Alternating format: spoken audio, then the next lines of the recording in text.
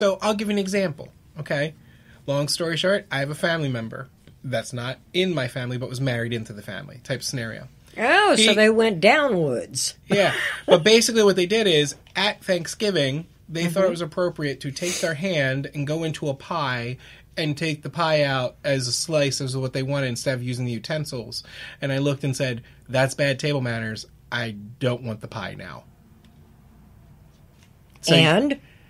I'm just saying, that's like I'm giving you an example of a bad table manner. Or they could burp, or they could fart. It's whatever it is, leave your mind to it. So you want people to jump up and run out the door if they got a belch or fart? Maybe, or I don't know. Just said bad table manners? What do you do? Put a cork in it until after dinner? Well, didn't you just have your wine when you popped it open sound like a champagne cork on? It did. Isn't that nice? Well, I feared for my eye. I thought it was going to be taken out. I don't think it's going to be taken out by a half inch. But just think about it. If I'm corking it, that's a lot of pressure. It's going to shoot and it's going to take someone's head off. Well, then I suggest you take your plate outdoors and eat. Well, there you go. And there you go. But other than that, bad table manners is not good. And I agree with you, Jay, or Chris, on this. You really have to have, some things are controllable, some things are not. And my theory is, if you get people like that coming to dinner, don't invite them again. Hey, could it be from the same person, Jay? With everyone's paying and the bad table? Oh! Nah. That's totally two different things. Because when you go to somebody's house for Thanksgiving dinner, I don't ever remember seeing a tip jar at the door. No, but let's just say they went out to a restaurant and all of a sudden one had bad table manners and they didn't pay. Oh... I'm just saying. It's Thanksgiving. It's the thought. Yeah, which the thought was already skipped over by geez. Here's my pet peeve. I'm raising my hand, people. There's a hallelujah moment on this. All right, what do you got? Katie knows this, okay? I love Halloween really much, okay? It's my favorite Halloween. Really much? That's the best grammar you can come up with? Hey, can I have that as a pet peeve? Is that bad grammar? That's my pet peeve. Okay, go ahead. Well, I specialized in English. I'll tell you about that when we come back. Imagine being fired because of who you love. Imagine being denied medical treatment because of who you marry. Imagine being evicted because of who you are. Millions of Americans don't have to imagine this. They have to live it. Because in 31 states, it's legal to discriminate against LGBT people. Get the facts at beyondido.org. Brought to you by the Gill Foundation and the Ad Council. Okay, now where were we? We were talking about bad grammar, and that's your pet peeve. Grammar? But before we got in before you talk about your bad grammar, and then I'm going to go on my Halloween thing. So go ahead, bad grammar. Oh, well, no, you got to finish your Halloween thing. Okay, so it's the most fun ever holiday. Which really sucks, but, okay. Well, besides the grammar, well, obviously you were never taught proper grammar, or you wouldn't. You were going to say grammar. I heard that. But it goes right hand in hand with porkages. Yes, exactly.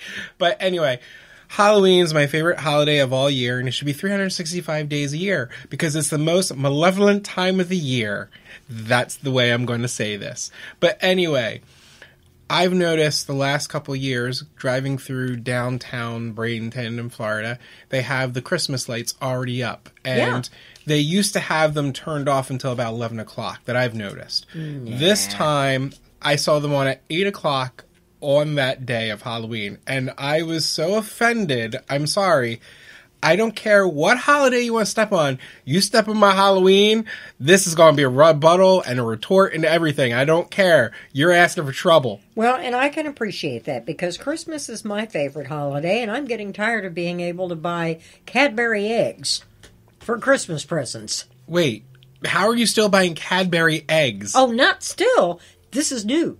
Wait, what? Easter's coming in April. Okay. Well, I think, I think it was either this year or the upcoming year. I can't remember, but we all know our favorite Peeps, the little Peep marshmallow things. Mm-hmm. I heard that Peeps, because of COVID and all this other stuff, were going to not be able to it wasn't Peeps. It was, Sweet Tarts, or not Sweet Tarts, the little candy hearts for Valentine's Day. They were not going to have those mass produced now because of COVID. What? Yeah, because the shutdown. Nobody ever gives that shit away. They eat it. Come on, people love the little, like, Exactly. be mine, all the hearts. Exactly. Nope. And we eat them. Yeah, no. I never give them out. I eat them. Yeah, but there's going to be a shortage this year. Well, So what a bite in the ass. Hey, that could be on a little heart. Bite my ass. And if Kiss my keister. And if anyone wants to send us a heart that's already pre-made to kiss my keister or bite my ass, we will gladly take a picture of this. Absolutely, and post it for you. Because this will be awesome. So, other than that, what else do I got here? I think we were going to talk about bad grammar. Yeah, go ahead. Bad grammar. I was trying to overlook that. Yeah, I knew you did. See, that's another pet peeve. I don't Don't know. ignore me. It will not win you any brownie points. I was getting brownie points? Well, no. Yeah, we'll see. There you go. I'm not ahead of the game. I might have given you brownie points, but you blew it. You say that, but I don't believe it. I can tell by your face. So go ahead. Bad grammar. Yes, I love the bad grammar police on Facebook. Those crack me up because these are the people that do not know the difference between there, they are, and there. Tell me. It's like read, read, and read. I'm sorry. Know the difference. This is second grade grammar. Did you not get the the Urban Dictionary that No, has we like had the slang? Dick and Jane go play. Yeah, well, Dick and Jane didn't go through urban language. We didn't have urban. Well, you have to learn urban now. I do not. It's And just you like also- Ebonics. and I don't you- have to learn that either. And you have to learn Portuguese, too. No, I do not have to learn Portuguese. That's going to be the greatest thing till the day I die. You like that, I didn't you? look, and you know, like I said, and I told you last week, I now have been so influenced by this, it's hard for me to say Portuguese now. I'm trying to say it, and it's going in my head. No, I can't say it. Yeah, messes you up. Yeah, thanks. Kind of like a bad tune you can't get rid of. Came in this morning. Our maintenance guy is sitting here with our building manager, and they're trying to remember the name of the song from Elephant Walk with John Wayne. Oh, geez. It was a Henry Mancini song. And they're sitting there. Peter starts humming it. Then Steve starts humming it. And then I start humming it. And we're trying to remember. And just at the time that I remembered, he found it online. There you go. I was going to go with the most annoying song that you can't get out of your head. This is the song that never ends from Lamb Chop, you know? No. Oh, Lamb Chop, come on. You know Lamb Chop, don't you? Sherry Lewis? Yes. And Lamb Chop? Yes. I don't remember that Lamb Chop doing that. Well, it may not have been the earlier I shows, just but when they remember Lamb re-released Chop it. always smiling because he always had a hand up his ass. Well, after this recording, I'm going to show you the video of the song that never ends, and you're going to be like, oh my God, I'm done with this. So it's kind of like 99 bottles of beer on the wall. Yeah, but you're not counting down like, now I'm at 87, now I'm at 75. This is pretty much the same lyrics over and over and over again. Oh, Pete and Repeat went out in a boat. Yes. Pete fell over. Who's still there? Yep, I gotcha. So No, you ain't going to say it either. no, because I don't want this to keep going. By the word ain't is a word. Ain't a word, and I ain't going to use it. It is. It's in the dictionary now, and I suggest you look it up if you don't believe me. Which dictionary am I looking up? Because there's several dictionaries. It is now considered a word. Okay, just making sure. So did we cover your bad grammar pet peeve? Not really, but okay. Well, did we satiate it? No, not really, but okay. Okay, trying to go a little bit here. All right. Wait, It's you're trying to make me say something that ain't so. Ain't gonna happen. No, I just want to make sure. If there's anything else you want to pull out right now and just say, pet peeve. No, just go for trust it. me. If I'm stupid enough to say something that isn't right, everybody in the world is going to tell me. Well, that's what we're all... Hey, you tell me all the time. I just go, okay, yeah, sure, Yeah, whatever. whatever. It's okay. We're going to go on with it. Yeah, it's the same thing I used to do to my mom. She'd tell me what to do, and I'd go, okay, no problem. And then I'd leave and go do what I was going to do anyway. It didn't make any difference as long as she thought I was doing it. So this brings up another good pet peeve from God, someone no, that what? brought it up. This is from Pam, who brought up refusing to help with chores. Now, it kind of makes me think that if your mom was telling you, Katie, I need you to blah, blah, blah, and you're like, okay, yeah, sure, and you walked away, and you refused to do your chore, refusing to do a chore was not an option in our house. Okay. If Explain. you refused to do a chore, you would get a backhand. And you would still have to do that chore.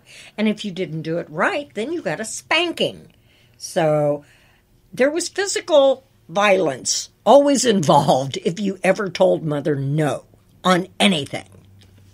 Well, I never had the chore spanking, but I was told that if I didn't do a chore, obviously, kids would get paid. No, I don't know about you, but I would get paid a little amount of chore money. Oh, you actually had an allowance? I did, but it wasn't that much. It was about $5, but oh, well, I made more something. than that babysitting.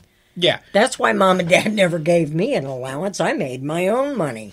Yeah, so it was about $5, but the thing is, if I didn't do my chore, I didn't get the allowance, and as time went along, if I refused to do certain chores, they would take away something that would be dear to me. So in a sense, at the time, Atari and Nintendo was still the big things that were coming out. They would say, you're not going to play your video game this night. You're not going to do this. And it just... That hasn't changed any. No. So, but anyway, that was just a big thing. And the only time I ever had to get hit by my mom is if we ever smart-mouthed or said something, whatever. Which, I have to say, it's so funny. I still say this. I have 2 older siblings, and my one older sibling and the whole family was sitting at dinner. And my mom made meatloaf. And my sister did not want to eat the meatloaf. And my mom's like, you will eat that meatloaf because there are starving kids in Ethiopia that have no meal at this time. Well, my sister said, well, ship it to them.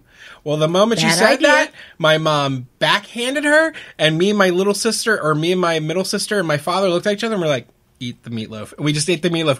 This is good. This is good. Yep. Even though it was a logical, sound decision, and she made a point, you just don't say that. Well, there was 5 kids in our family, so we had a chain of command.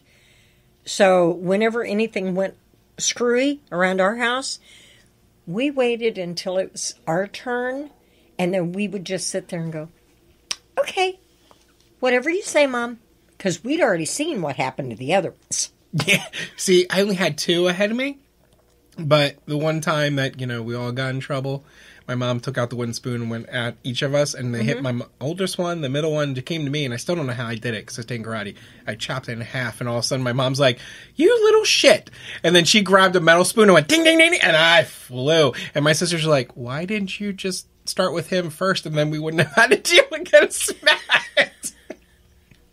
I always hated when Mother broke something that she was using to whip us with, because that meant it was going to get worse from there on out.